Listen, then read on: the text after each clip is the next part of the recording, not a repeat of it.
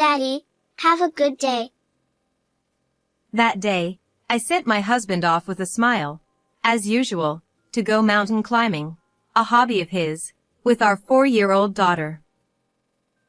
However, he slipped off a cliff and went missing. Bad weather hindered the search efforts, which were eventually called off, and his survival was deemed hopeless. Both my daughter and I were engulfed in sorrow, but time continued to flow, and before we knew it, 2 years had passed. Reaching my limit of waiting for my husband, I decided to move when our daughter started elementary school. And on the first day of elementary school, I saw it. There he was, my husband, looking happy in a photo with an unfamiliar woman and child. My husband, Tony, and I had known each other since our school days. He loved outdoor activities and often enjoyed mountain climbing and camping, either with large groups or by himself. My daughter Mary and I were frequently taken along to campsites, mountains, and picnics. Life with my kind husband and adorable daughter was truly happy for me. On the other hand, I was more of an indoor person. However, after marriage, influenced by my husband, I began to enjoy active hobbies. But our daughter didn't seem to feel the same way. Mary, shall we all go mountain climbing tomorrow? No, I don't want to go. I'd rather stay home and draw or play games. After starting kindergarten, our daughter preferred indoor activities like playing with dolls and drawing over outdoor activities led by Tony. Preferences in play are a matter of personality, something beyond our control as parents.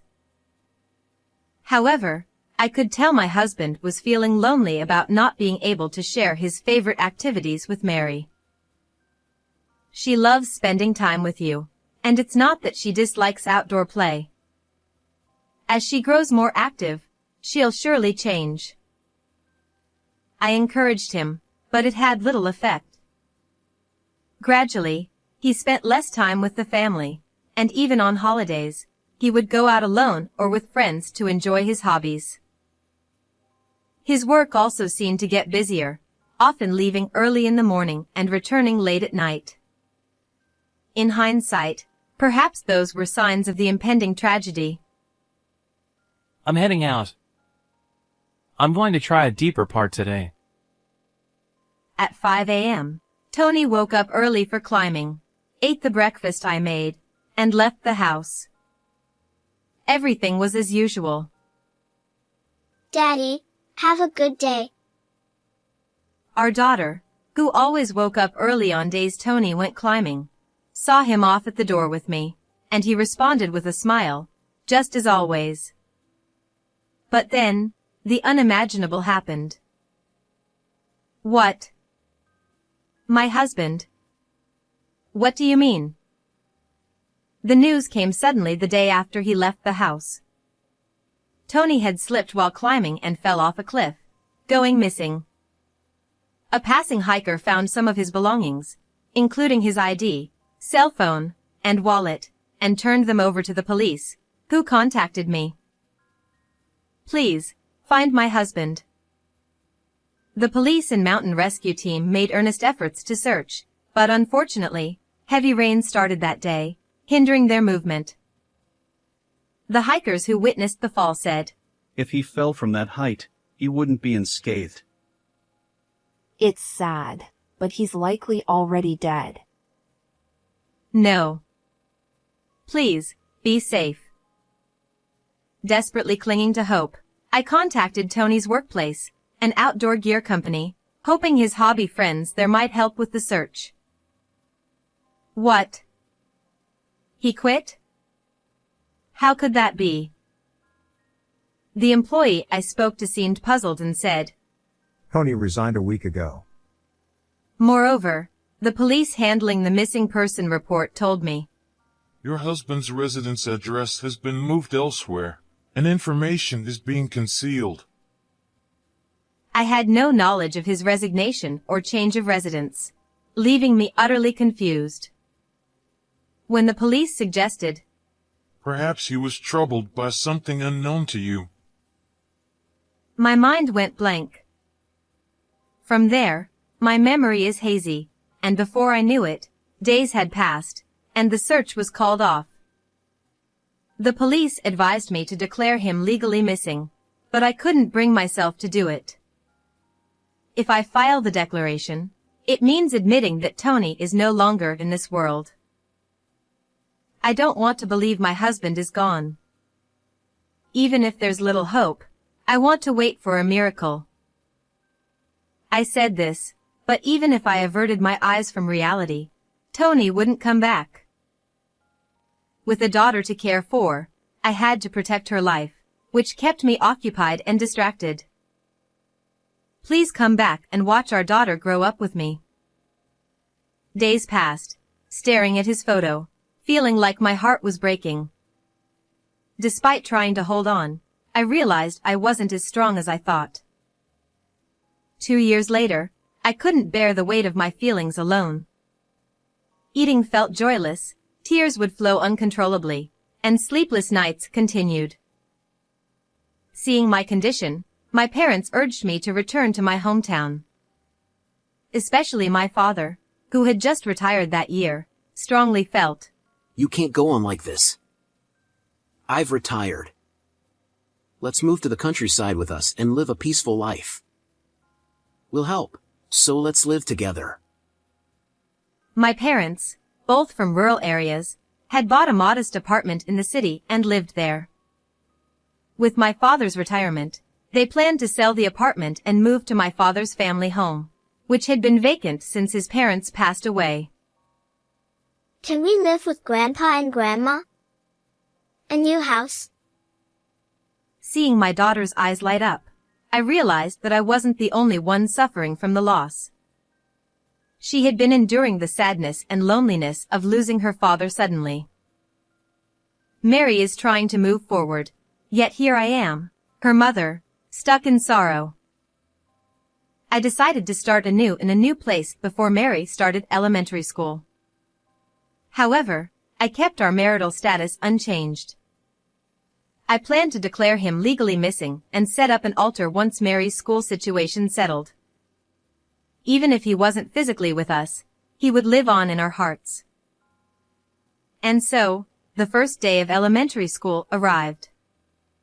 My daughter quickly made friends with the child sitting next to her, showing a smile from day one. I was worried she wouldn't have friends from kindergarten, but she's doing well. After the class meeting, most parents and children were still around, taking photos and exchanging contact information. I was about to take a photo with my daughter near the main entrance when I saw it. What? A bolt from the blue. I couldn't take my eyes off the family taking a photo a few feet away. In front of the school building, holding a woman and child with a happy smile, was my supposedly deceased husband, Tony. Mom?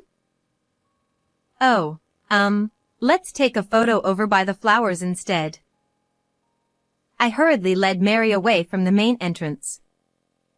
They didn't seem to notice us, but despite longing to see him, I couldn't call out. A look-alike. No, that can't be. Knowing Tony since our school days, there's no way I'd mistake him in a crowd. Observing more closely, I realized the woman and child with him were people I saw inside the classroom. My daughter's classmate and his mother. Why was this woman with my husband? The answer came sooner than expected. With many events like welcome parties and PTA meetings, I could easily approach the woman. You're Mary's mother, right? My son sits next to her. I'm Carol Smith. It's nice to see you. The woman with Tony in the photo was Carol Smith.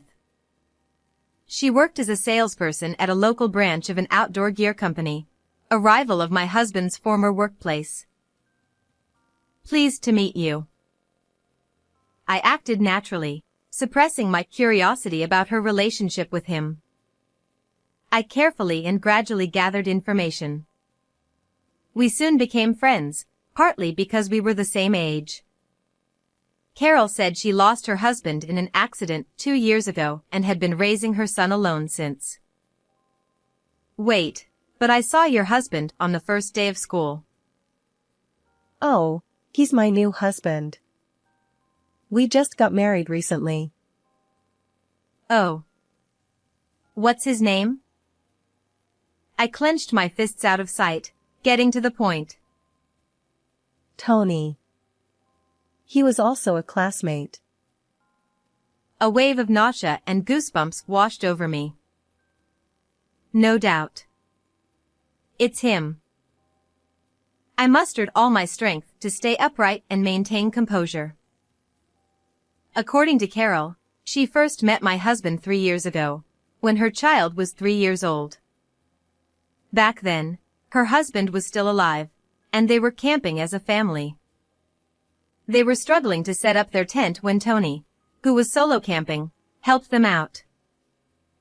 He played a lot with my son and quickly became friends with my late husband.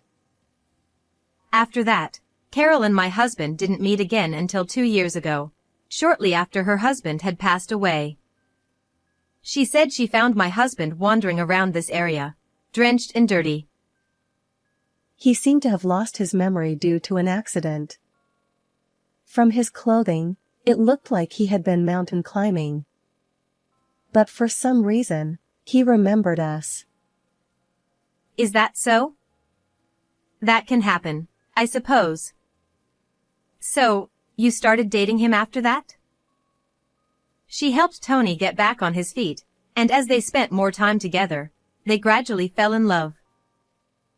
I was vulnerable after losing my husband, and he was so kind and attentive. My son took a liking to him too. They officially started dating a year ago, and when her child started school, they got married, with Tony taking Carol's last name.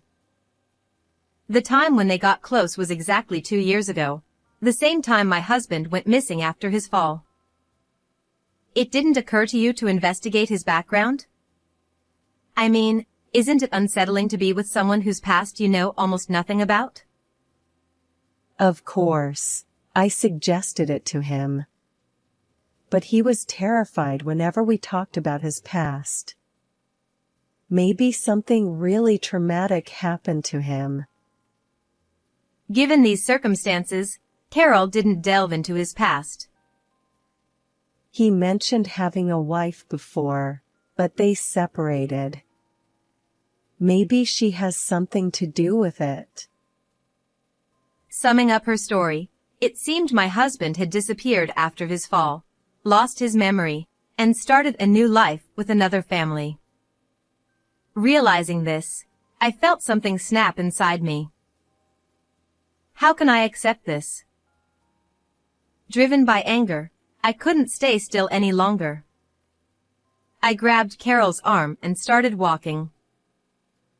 What? What's happening? Ignoring her confusion, I headed straight to the county clerk's office. There, I obtained our marriage certificate and thrust it at Carol. Sorry for the suddenness. But please, I need to know if you're on my side or not. I saw her hands tremble as she held the paper. She likely had no idea about the truth until I gave her that document.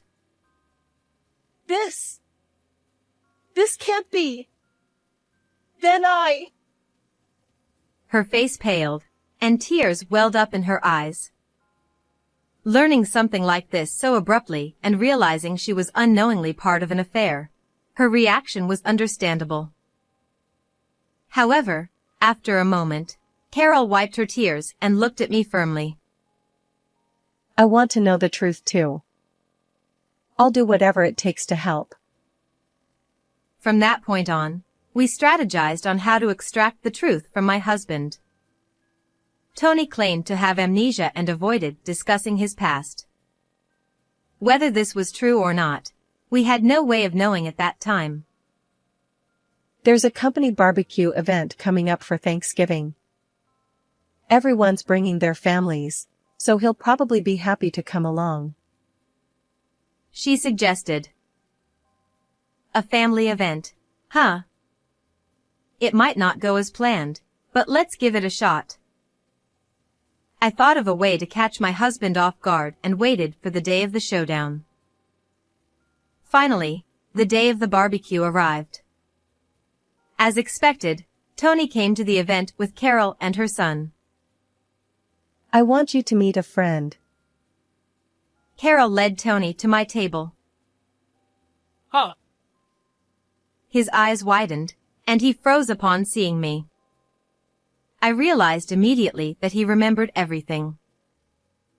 Do you understand the situation now? I asked quietly, but Tony, looking bewildered, replied, Nice to meet you.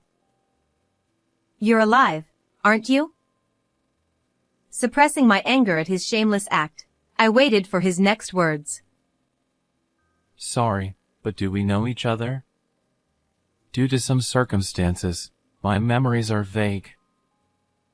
He began explaining about the accident 2 years ago, claiming the trauma made him lose most of his memories from before. All I remembered was her.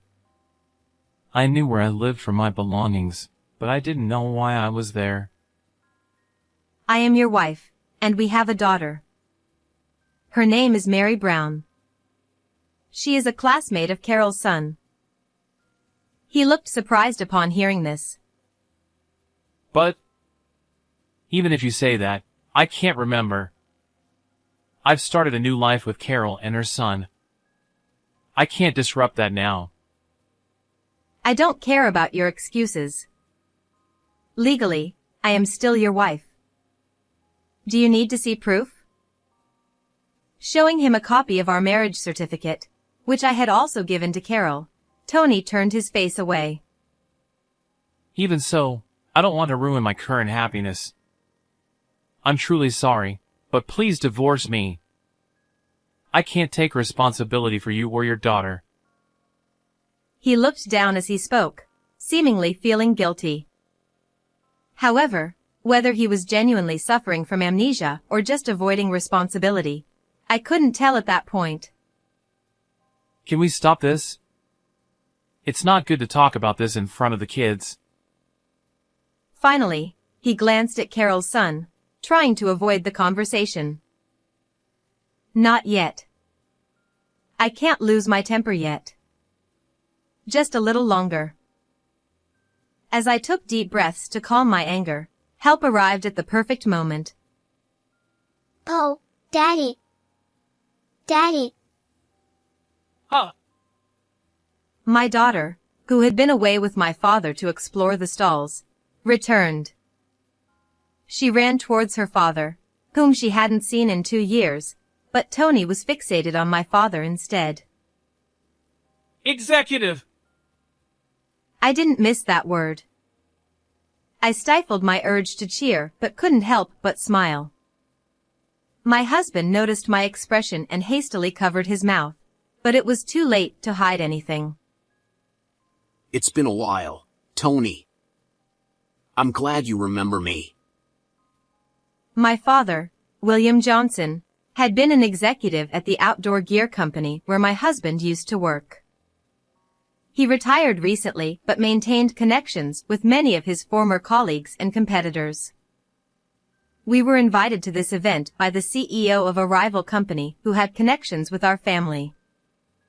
I had planned to mention my father's name to provoke him, but having my father there in person was an unexpected but welcome surprise.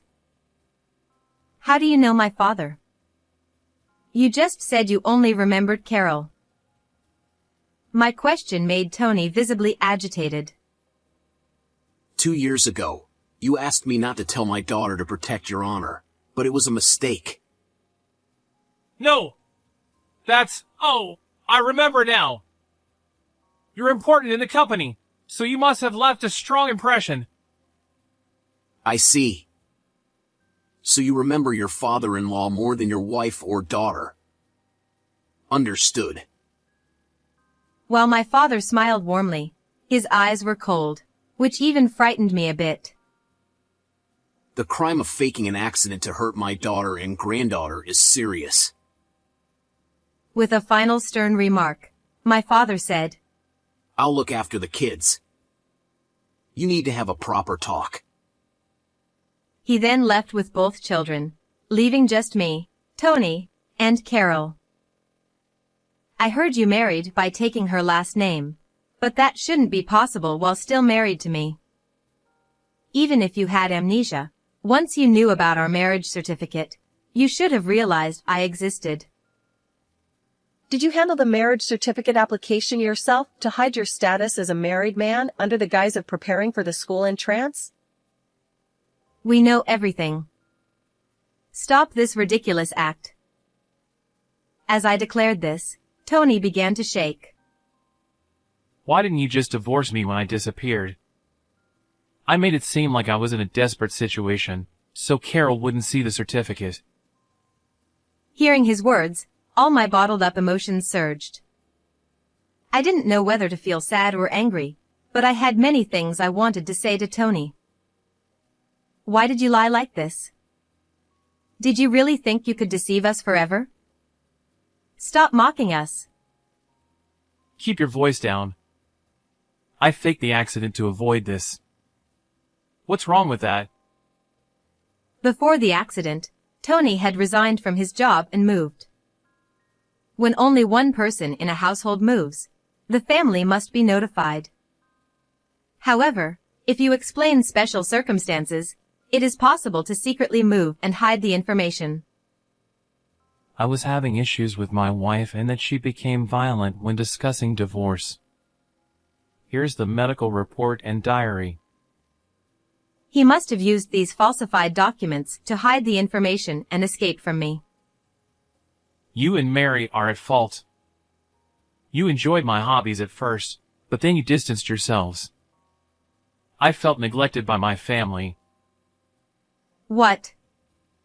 You're leaving us for that? He said he met Carol's family when he couldn't enjoy his hobbies with us anymore. Her family seemed to fit his ideal. I always wanted a son, and I wanted to go camping frequently with my family. You didn't fulfill that. Tony, do you realize what you're saying? I do. When I heard about your husband's death, I had to see you. I wanted the ideal wife and son.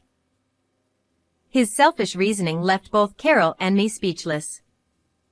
Neither my daughter nor I disliked his hobbies. The reduced camping trips were just because my daughter's interests shifted indoors for a while. If that's the case, you should have told me and divorced me 2 years ago. Then you could have openly gone to her. But you wouldn't have accepted it. What would the executive say? If you had just let me go, we wouldn't be here. Blaming me, I felt utterly disillusioned. One thing. What did you think of me and Mary? Huh? Don't you understand how lonely and painful it was for us? We suffered for 2 years because of you. I never asked you to. It was your choice. His dismissive response made my blood boil. Fine, let's divorce.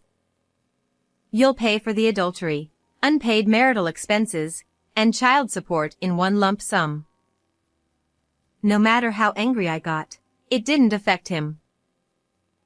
I don't care about you and the kid anymore. I'll pay. Now I can live happily with my new family. He said, seeming happy about it. What's good about this? Are you kidding me? Huh? Tony seemed baffled by Carol's unexpected reaction. We're done too. I'll sue you for fraud. Wait, why? We can be a real couple now. He genuinely seemed confused, watching Carol's angry expression.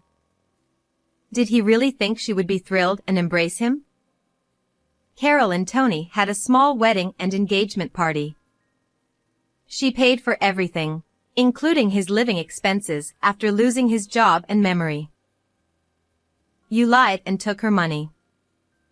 That's fraud. I muttered, making Tony turn pale.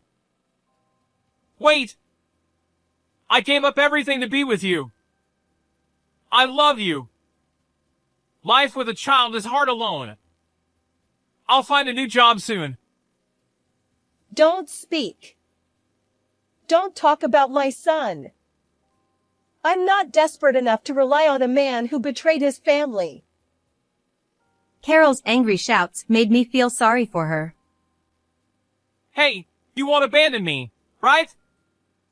You were lonely, right? Mary. Mary too. Stop. Don't say her name. You have no right. At my scolding, he flinched and looked sadly at me. A face I once loved now only irritated me. Let the authorities handle this. Enjoy your hobbies alone. You're good at that. Amidst the bustling barbecue, no one seemed to notice our conversation. To others, we probably looked like happy people enjoying the event. Tony ended up paying me $100,000, including alimony, marital expenses, and child support. Carol sued him for fraud, resulting in a 2-year prison sentence. He paid me everything before his incarceration, with the remaining amount to be paid in installments after his release. I felt sorry for his distant parents, but they told me, It's not your fault. Our foolish son caused this. Now, Carol and I are close friends, and our children enjoy school together. Thank you for watching until the end. Please subscribe to our channel. See you in the next video.